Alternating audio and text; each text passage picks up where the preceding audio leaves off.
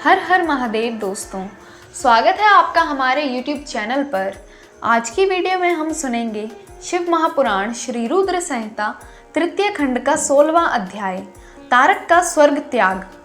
ब्रह्मा जी बोले, नारद जी, सभी देवता तारकासुर के डर के कारण मारे मारे इधर उधर भटक रहे थे। इंद्र ने सभी देवताओं को मेरे पास आने की सलाह दी।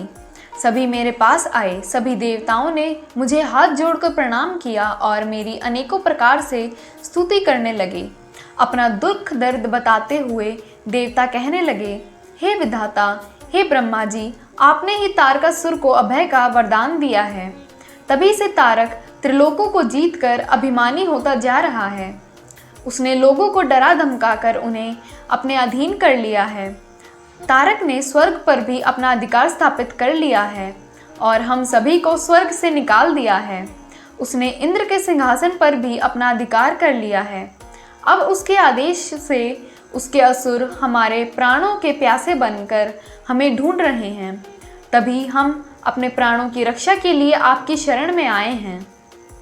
हे प्रभु, हमारे दुखों को दूर कीजिए। देवताओं के कष्ट को सुनकर मुझे बहुत दुख हुआ। मैंने उन्हें सांत्वना देते हुए कहा, मैं इस संबंध में कुछ भी नहीं कर सकता, क्योंकि तारकासुर के घोर तप से प्रसन्न होकर ही मैंने उसे अतुल्य बलशाली होने का वर प्रदान किया था। परंतु उसने मदांग होकर सभी देवताओं और मनुष्यों को प्रताड़ित किया है और उनकी संपत्तियों पर जबरदस्ती अपना अधिकार कर लिया है। इसलिए अब आप सभी इस बात से निश्चिंत रहिए कि एक दिन तारकासुर को विनाश अवश्य ही होगा। उसकी मृत्यु जरूर होगी, पर इस समय हम विवश हैं। इस समय तारक को मैं, विष्णु जी और शिव जी, इन तीनों में से कोई भी नहीं मार सकता, क्योंकि उसने मुझसे वर पाया है कि उसका वध शिव जी के वीर्य से उत्पन्न उनके पुत्र के द्वारा ही हो सकता है। इसलिए तुम सबको शिव जी के विवाह के पश्चात उनके पिता बनने की प्रतीक्षा करनी ही पड़ेगी। प्रतीक्षा के अलावा अन्य कोई भी उपाय संभव नहीं है। यह सुनकर इंद्र सहित सभी देवता असमंजस में पड़ गए तथा पूछने लगे कि प्रभु, महादेव जी की प्रिय पत्नी सती ने तो अपना शरीर योगाग्नि में नष्ट कर दिया है।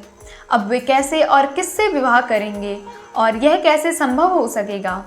तब मैंने उन्हें बताया कि प्रजापति दक्ष की पुत्री और त्रिलोकनाथ शिव जी की प्राण वल्लभा सती हिमालय पत्नी मैना के गर्भ में जन्म लेकर बड़ी हो गई है। उनका नाम पार्वती है।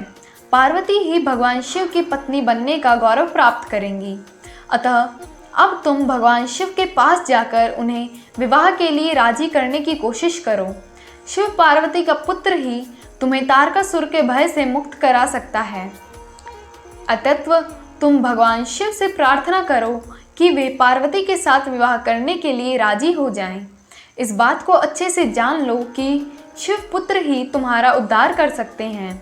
अब मैं तारकासुर को समझाता हूँ कि वह व्यर्थ में देवताओं को तंग करना बंद कर दे और उन्हें उनका भाग वापस दे दे और स्वयं भी शांति से जीवन यापन करे।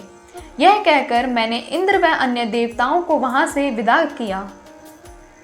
तत्पश्चात मैं स्वयं तारकासुर को समझाने के लिए उसके पास गया। तारकासुर ने मुझे प्रणाम किया और मेरी स्तुति एवं वंदना करने लगा। मैंने तारकासुर से कहा, हे पुत्र तारक, मैंने तुम्हारी भक्तिभाव से की गई तपस्या से प्रसन्न होकर तुम्हें मनोवांछित वर प्रदान किए थे।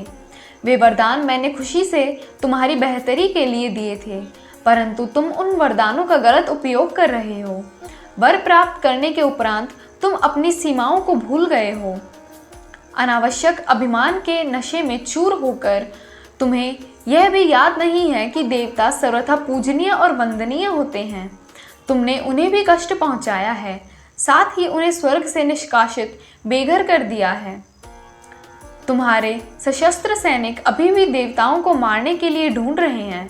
तारकासुर, स्वर्ग पर सिर्फ देवताओं का ही अधिकार है। वहां से उन्हें निकालने की तुम्हारी कैसे हिम्मत हुई? स्वर्ग का राज्य छोड़कर वापस पृथ्वी पर लौट जाओ और वहीं पर शासन करो। यह मेरी आज्ञा है। तारकासुर को यह आदेश देकर मैं वहां से लौट आया। तत्पश्चात तारकासुर ने मेरी बात का सम्मान करते हुए स्वर्ग का राज्य छोड़ दिया। वह पृथ्वी पर आकर शोणित नामक नगर के शासन करने लगा। मेरी आज्ञा पाकर देवताओं सहित देवेंद्र स्वर्गलोक को चले गए और पूर्व की भांति पुनः स्वर्ग पर शासन करने लगे। ओम नमः शिवाय।